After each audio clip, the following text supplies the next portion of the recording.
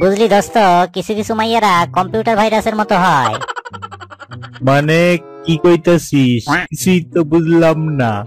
আরে ওরা বিয়া কইরা ছেলেদের জীবনে আইসা শান্তি নামের ফাইলটা ডিলিট কইরা দেয়।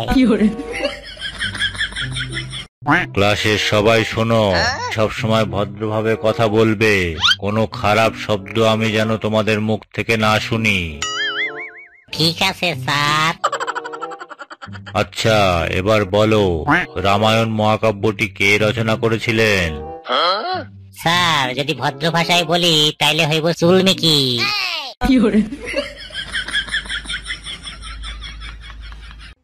শোন বল্টু, মেয়ে দেখতে গিয়ে একটু বেশি বেশি ডিমান্ড করবি।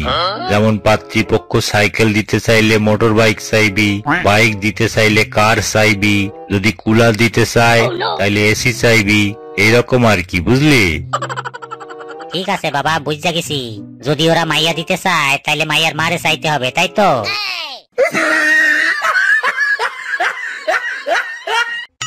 শোনো বল্টু, অনেক পুণ্য করছো তাই আমার মতো বউ পাইছো। বউ হইলো বাল্বের মতো, সংসারে আইসা সংসার আলো করে। হ্যাঁ হ্যাঁ, একদম ঠিক কইছো। তাইলে আরো একটা বাল্ব লইয়া আসি, একটু আলোটা কম কম লাগতাছে।